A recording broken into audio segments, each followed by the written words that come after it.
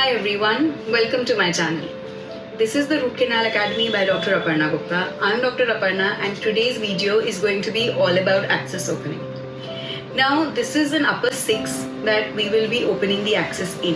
You can see it is a mesoproximal caries. There was an old filling that was done and now it is cariously exposed.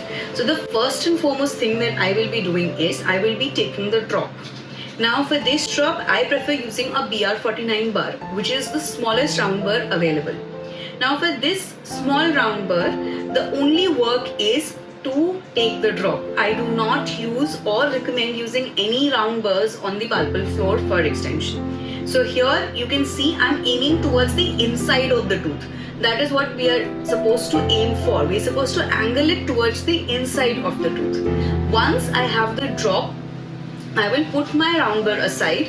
I will then pick up my EndoZ bar and I will now be extending the access cavity with the EndoZ bar. Now, how do you extend? So we are aiming first of all towards the inside of the tooth and I am making sure that the end of my bar or the head of my bar is on the pulpal floor. It should not be above the pulpal floor, otherwise I will not be able to remove the roof of the pulp chamber and I will not be able to find any canal. Second thing is my movement is going to be inside out. I'm going to place the bar and move it out to extend the access cavity.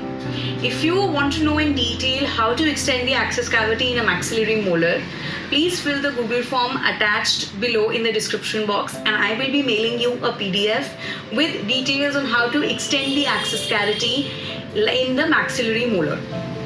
Now after this, the first thing that I'm going to do is, once I have extended the cavity sufficiently enough, I'm going to take my DG16 and I'm going to try and locate the main canals. Now the palatal is easy enough, but here I felt that the distrobuccal was a little underextended and I could feel for the mesiobuccal. But when I tried inserting a 10 number file, like you can see in the video, I could see that the file is curving. It is curving way too much inside. Also, it was feeling quite stiff, as if the file is getting stuck inside. And if I proceed in this manner, if I try to negotiate the canal further at this stage, I am risking file breakage. So what do I have to do? I have to take my EndoZ bar and I have to extend the cavity a little mesiobuccally and a little distrobuccally to remove whatever dentine is covering the MB and the DB canals. I have extended to the mesiobuccal and the distrobuccal sufficiently. After extending with my EndoZ bar, I do not use any other bar for extension, just my EndoZ bar.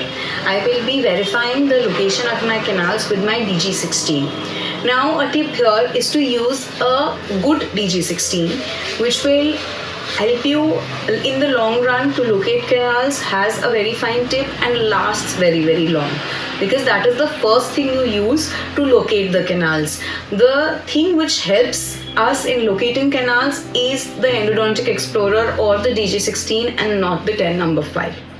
So once I have ascertained the position of the canals, I have even tried to find MB2 along with it so that the work is done faster.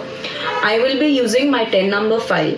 I will be inserting the 10 number file in a watch winding motion. You can see in the video it is a quarter turn, and when 2/3 of the file is in, I will be connecting my apex locator. After connecting my apex locator and getting to the right length, the first thing that I do is I raise the stopper or position the stopper at an accurate stop. An accurate stop means a stop which will be reproducible, which is stable. So I will be positioning my stopper correctly because that is for the reference point of my working length. So if I change the reference point, obviously my working length will change. So I need to have a stable, reproducible stop for my working length. After this, I have proceeded with the BMP after working length determination and the obturation. I have attached the x-rays at the end of the video, as you can see right now. Let me know if you have any questions for me. I will be happy to answer them in the comments. Please do like, share and subscribe and support the channel. Thank you.